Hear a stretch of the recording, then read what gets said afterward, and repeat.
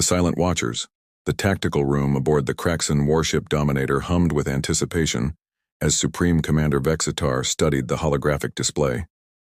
His forearms moved independently, manipulating data streams that showed the small human mining colony on the edge of contested space.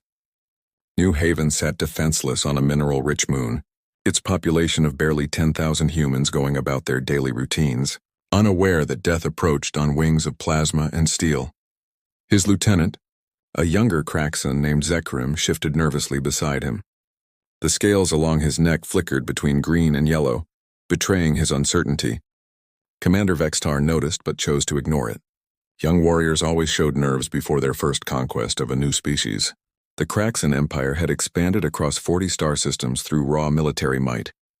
And these humans with their soft skin and single pair of arms would be no different from the dozen other species they had already subjugated.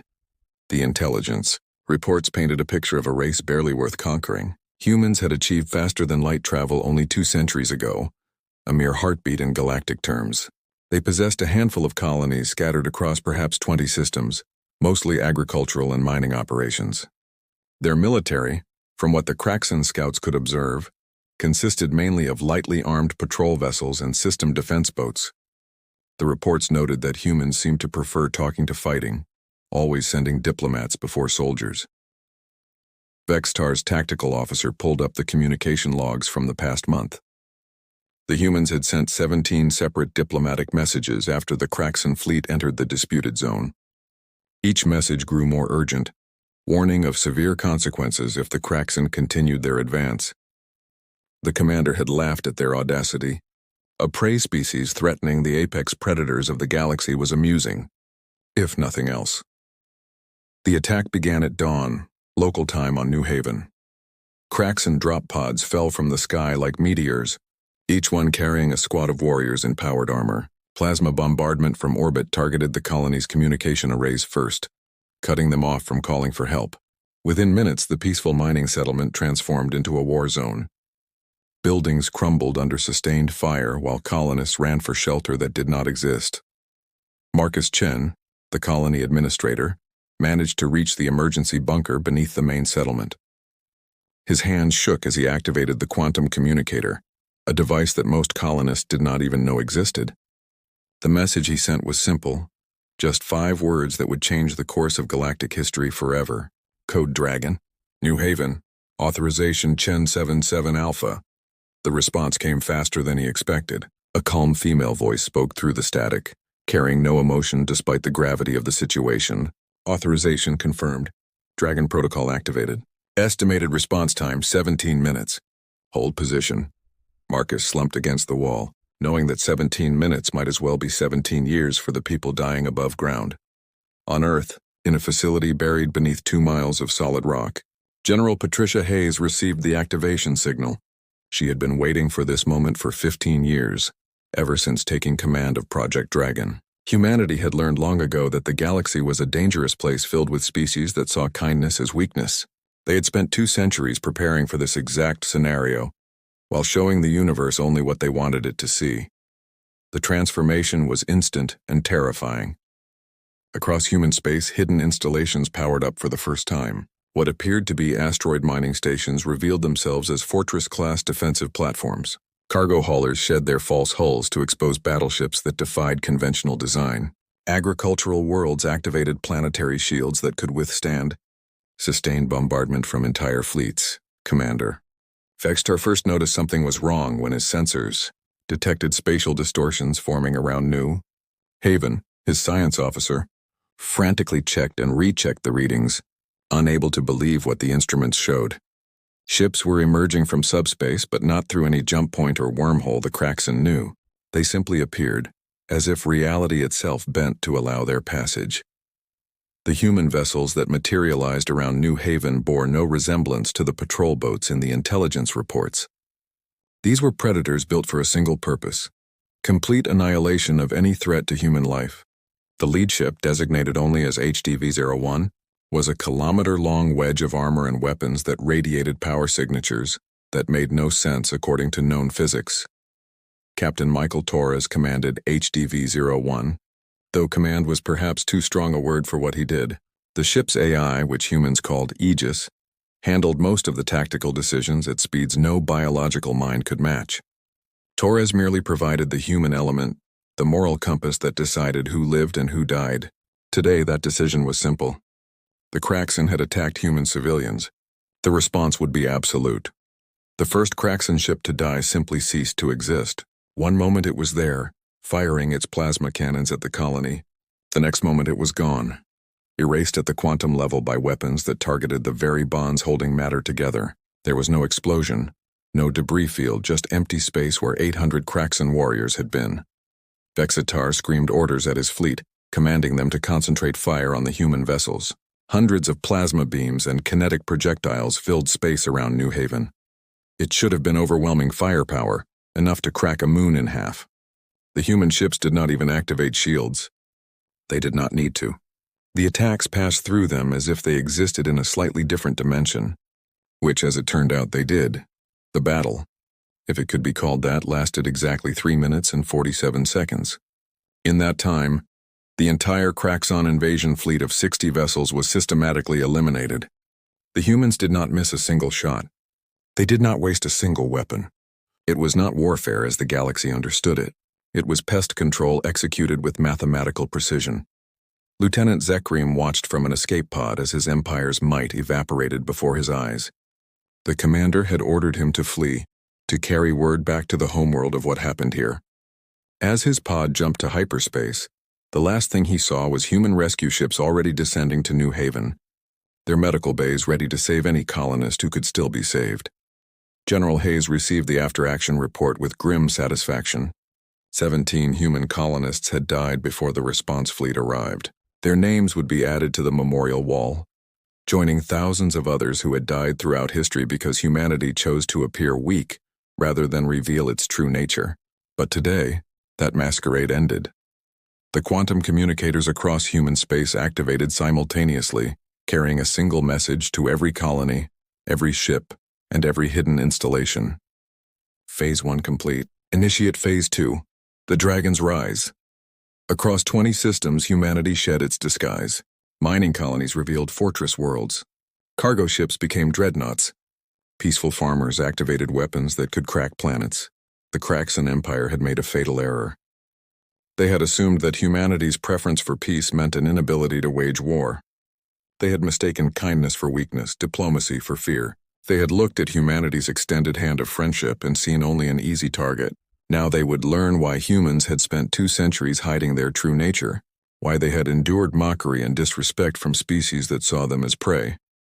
In the old Earth mythology that gave Project Dragon its name, dragons were not mere beasts. They were forces of nature, intelligent and patient, capable of both creation and destruction on scales that defied comprehension. They slept beneath mountains for centuries, content to dream, until someone was foolish enough to steal from their hoard or threaten their young. The Craxan had done both. They had attacked human civilians and they had destroyed human property. The dragons were awake now, and the galaxy would learn why humanity had hidden its true nature for so long. It was not fear that kept the dragons sleeping. It was mercy. When Dragons Rise Supreme Chancellor Craxtor of the Craxan Empire stood in his war chamber, surrounded by the greatest military minds his species had produced, the holographic displays showed the aftermath of New Haven, or rather the empty space where his invasion fleet had been. 60 ships, nearly 20,000 warriors, all gone in less than 4 minutes. The only survivor, Lieutenant Zekrim, stood before them, his scales completely white with terror.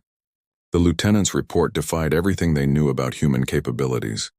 Ships that existed partially outside normal spacetime, weapons that deleted matter from existence, response times that suggested they had been waiting for this exact scenario. The humans had not scrambled to defend their colony. They had executed a plan that must have been years, possibly decades, in preparation. Chancellor Craxtor's first instinct was to mobilize the entire Imperial fleet, all 900 vessels, and crush this unexpected human resistance.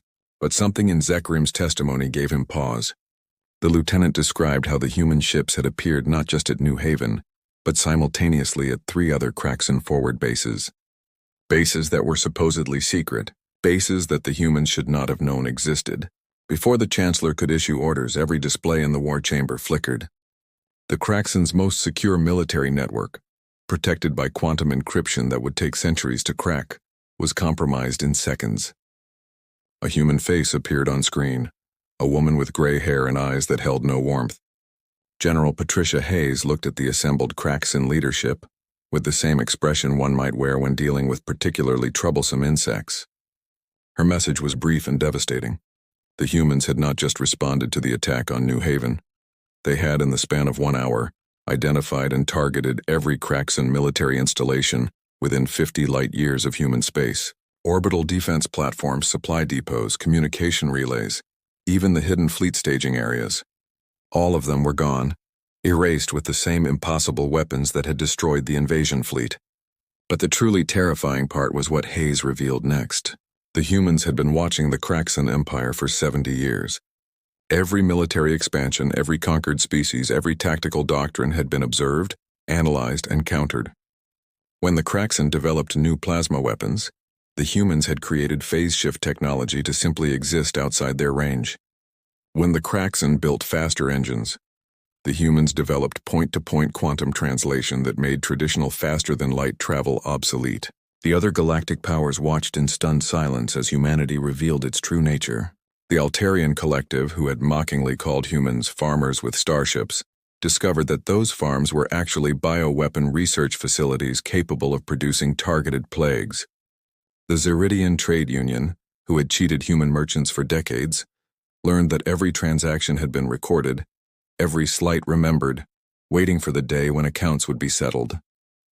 Ambassador David Park stood before the Galactic Council, a body that humanity had been denied membership in for 50 years due to their insufficient military capabilities. The irony was not lost on anyone present. The species they had deemed too weak to join their ranks had just demonstrated the ability to end any of their civilizations within hours. Park's presentation was a masterclass in understated threat. He showed them Earth, not the agricultural world they believed it to be, but a fortress beyond imagination. The planet's entire core had been converted into a massive reactor that could power weapons capable of destabilizing stars. The moon was not a barren satellite, but a shipyard that could produce 1,000 warships simultaneously. Mars, which they had been told was a failed terraforming project, was actually the center of humanity's military command. The humans had not just been building weapons, they had been studying every species in the galaxy, learning their biology, their psychology, their fears. They knew the ultrasonic frequency that would paralyze a Zeridian's nervous system. They knew the specific radiation wavelength that would cause Altarian cells to undergo immediate apoptosis. They knew the pheromone combination that would drive Craxon into uncontrollable rage, turning them against each other. But perhaps the most frightening revelation was the true extent of human colonization. The 20 systems that appeared on galactic charts were merely the visible fraction. Humanity had actually spread to over 300 systems, establishing hidden colonies in dark space between stars, in the accretion disks of black holes, even in the void between galaxies. Each colony was self-sufficient, heavily armed, and connected by quantum communication systems that made coordinated response instantaneous. Chancellor Craxtor realized with growing horror that his empire had not attacked a minor species on the fringe of civilized space. They had awakened something that had been deliberately hiding its strength, something that had chosen to endure insults and attacks, rather than reveal what it truly was. The humans had not been weak. They had been patient. The terms of surrender that General Hayes presented were surprisingly lenient. The Craxon Empire would withdraw from all systems within 100 light-years of human space. They would pay reparations for the 17 human lives lost at New Haven. They would sign a non-aggression pact that would last for 1,000 years. In exchange, humanity would not erase their species from existence. The Chancellor wanted to refuse to die with honor rather than accept such humiliation. Then Hayes showed him one final piece of information. The humans had not just mapped every Craxon military installation. They had identified every population center, every school, every hospital. The locations of 40 billion Craxon civilians were marked on human targeting computers. One word from Hayes, and the Craxon would join the extinct species that littered galactic history. Within 6 hours, the surrender was signed. The mighty Craxon Empire, which had conquered 40 systems and enslaved a dozen species, capitulated completely to an enemy they had dismissed as farmers and miners. The other galactic powers watched and understood the message. Humanity was done hiding. Captain Michael Torres stood on the bridge of HDV-01, watching as Craxan ships retreated from human space. His crew was celebrating, but Torres felt no joy. They had spent so long pretending to be weak, enduring mockery and exploitation, all to maintain the facade. Now that the mask was off, there would be no going back. The reaction across the galaxy was immediate and dramatic. 3 different empires that had been planning expansion into human space immediately announced peace treaties. The Galactic Council, which had rejected humanity's membership application 17 times, suddenly discovered administrative errors and fast-tracked their inclusion. Trade agreements that had been unfavorable to humans for decades were mysteriously renegotiated overnight. But humanity did not seek domination. With their true power revealed, they became the galaxy's peacekeepers, not through conquest but through deterrence. Aggressive species found their military adventures ending before they began, their fleets mysteriously developing engine failures when approaching peaceful worlds. Pirates discovered that attacking shipping lanes protected by humans resulted in their ships simply disappearing. The transformation of galactic society was profound. Wars between major powers ceased almost immediately. No one wanted to risk drawing human attention. Trade flourished as shipping lanes became safe for the first time in centuries. Scientific advancement accelerated as species shared knowledge freely, no longer needing to hoard technology for military advantage.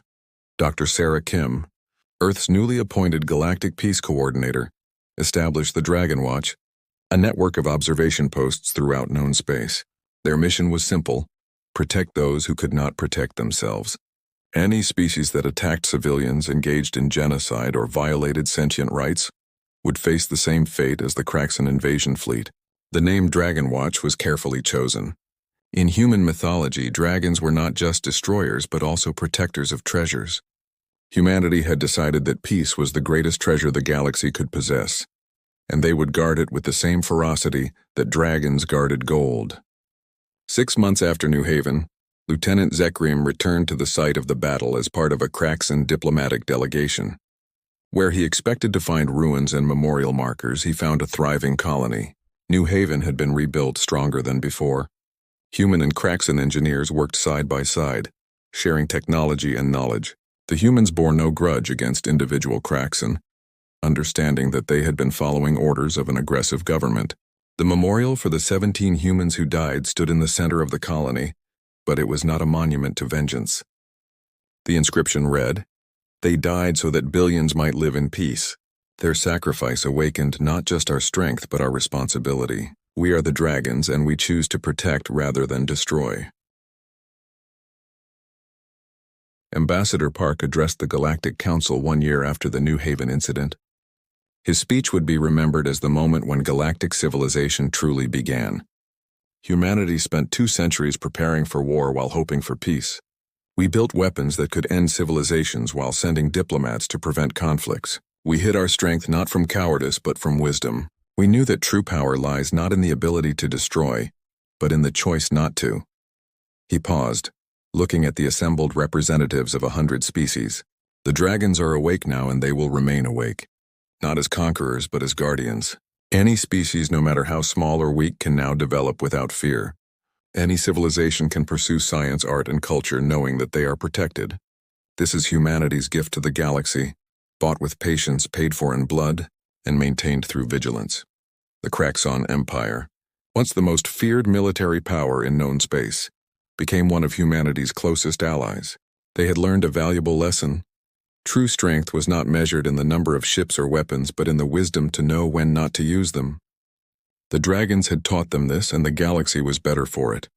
As General Hayes retired from military service, she reflected on the path that had brought humanity to this point.